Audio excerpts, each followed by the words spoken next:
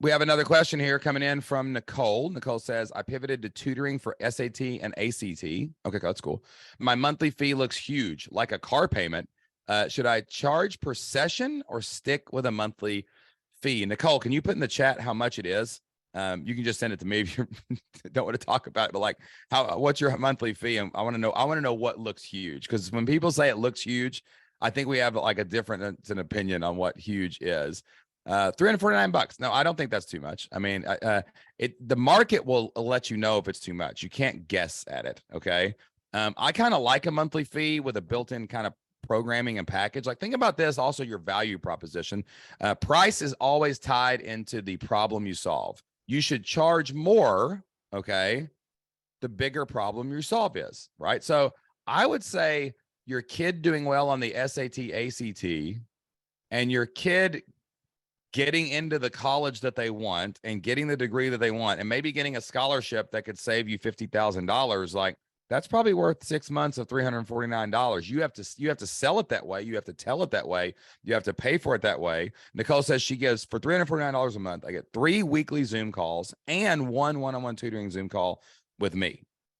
That's a lot of value. I mean, you're talking 12 calls a month in group settings plus one-on-one calls. And also, like, are you selling them? Are people buying them? What do people do when they flinch? And like, why are you comparing this to a car payment?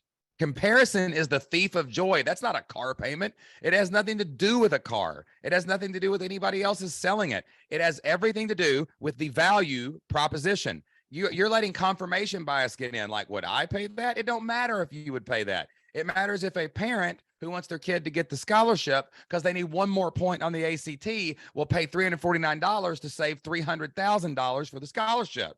It's the value proposition. That's all we look at.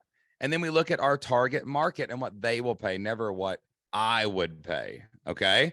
So no, I don't think it's too long. I mean, I think if you market it and nobody ever buys it, but like if anyone's paid for it or anyone is even remotely thinking about it, keep going. The only thing I don't like about the price on $349 is I don't like the structure of it.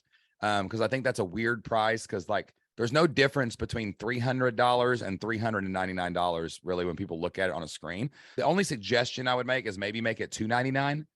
Just so there's a 2 at the beginning and it makes it sound a little bit better. And there's not a big significant difference between that $50 that's coming in or out. And there's other ways you can make that. Everyone tries to figure out their price. The market tells you the price. You take it out there, you put it to the world, you try to sell it to 100 people and you see how many buy it. And then you make a decision if the market is telling you that the price is correct. From a marketer's copywriting, presentation, storytelling standpoint, now you can say it was $349 X $299, right? A month. That's what I would do. But I don't think it's too much for what you're offering. I think your value proposition is good. Stop, everyone here. Stop comparing your price to anything that's not your product, and stop looking at your competitors, and stop worrying about that. Worry about the people you can serve. Get the price to market. Get it in front of as many people as you can, and then let the market kind of dictate and evolve and move the price around for that. So no, I do not think $299 is too much for all the value that you are creating.